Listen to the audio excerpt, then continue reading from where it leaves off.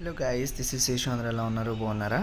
అయితే ప్రీవియస్ వీడియోస్లో నేను మీకు చూపించాను అనమాట, కోత కోయడం ఎలా కోస్తారు అండ్ అలాగే ఓదులు ఎలా తిప్పుతారు, ఇవన్నీ నేను క్లారిటీగా చూపించాను కదా. ఇదేంటంటే వరి కుప్ప అనమాట. సో ఏంటంటే కోత కోసిన తర్వాత ఓదులు ఎండబెడతాం కదా, ఎండబెట్టిన తర్వాత ఇలా మోపులు వెళ్ళి కట్టి కుప్పేస్తారనమాట.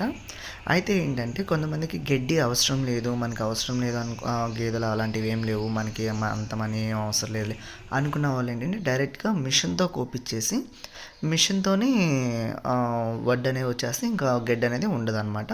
సో ఏదో రాలిపోతుంది గడ్డి, అసలు గడ్డి అనేది రాదు. ఇదేంటంటే డైరెక్ట్గా ఇంకా మనకి కోత కోసేసుకుంటాం కదా, సో కుప్ప నూర్పినప్పుడు గడ్డి కూడా వస్తుంది, అప్పుడు గడ్డి వేరుగా అమ్ముకోవచ్చు అండ్ ఈ ఒడ్డు కూడా వేరుగా అమ్ముకోవచ్చు అనమాట. సో దానికోసం చాలామంది కుప్పలు వేసుకుంటూ ఉంటారు.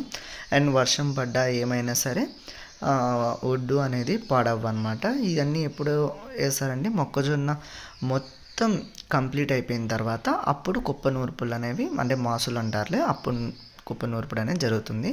సో నేను అప్పుడు మీకు క్లారిటీగా చూపిస్తాను. మాకైతే గడ్డి అవసరం అనమాట, అందుకని చెప్పేసి మేము కుప్ప వేసుకుంటున్నాం. సో కుప్ప నూర్పేటప్పుడు కూడా మీకు చూపిస్తాను. అయితే దీని కంటిన్యూషన్ నెక్స్ట్ పార్ట్ ఏమొస్తుందంటే, కుప్ప వేసిన తర్వాత ఇక చేను ఖాళీగా అయితే ఉంచిపెట్టాం కదా, రెండో పంట వేస్తాం కదా. సో మేమైతే మొక్కజొన్న వేస్తున్నాం అనమాట. సో ఆ వ్లాగ్ కూడా నేను మీకు క్లారిటీగా చూపిస్తాను, ఎలా వేస్తారు, ఏం జరుగుతుంది అనేది. Okay guys, please to like and share and subscribe Rockseshu vlogs. So ఒకసారి చూడండి ఎలా వేస్తున్నారు అనేది. మా డాడీ అనమాట పైన కుప్ప వేస్తుంది, ఒకసారి చూడండి.